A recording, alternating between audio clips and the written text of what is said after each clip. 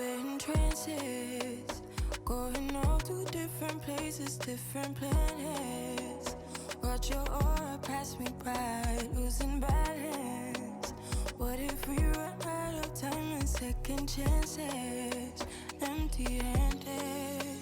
You like the fast life, you like to drive, get down and dirty, act like the bad guy.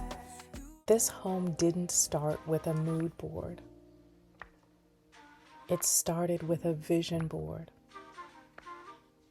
Years ago, I started saving photos of furniture, floor plans, and calm colors. I started saving images that made me feel something,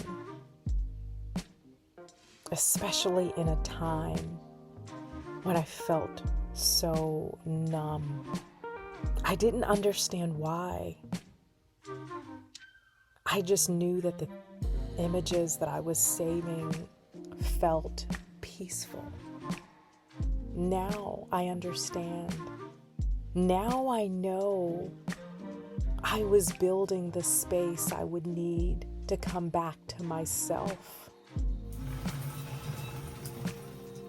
As a real estate agent, I helped hundreds and thousands of families find their dream homes, but I had no idea really what mine looked like. I was building a career, raising a daughter, and surviving heartbreak. So I started small. I'd pick out a color that resonated with me, a chair, a candle, and piece by piece, I styled peace. And eventually, I realized I wasn't decorating a home. I was decorating my healing. Every piece in here was a feeling before it was furniture. I gravitated towards neutral tones because I craved stillness. I chose throws because I was learning softness myself.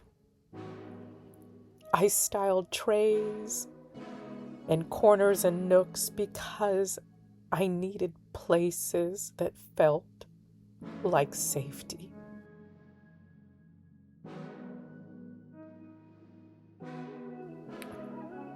Not everything in here is new.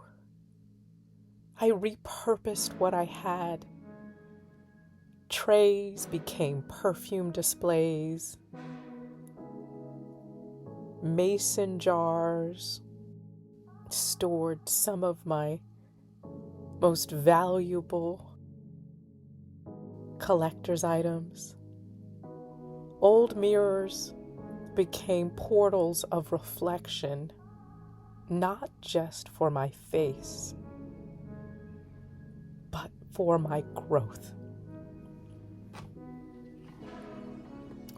What I learned is that healing isn't always about buying. In my most broken spaces, I used retail therapy to try to soothe me, and it seldom worked. And along the way, repurposing what I had was so much more powerful.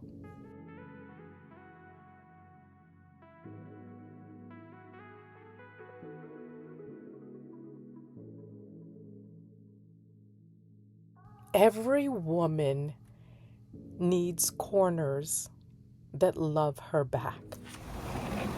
A reading chair that hugs, a balcony that lets her breathe, a counter that says, "Rest your arm here, love. You've carried enough for today. These aren't design choices.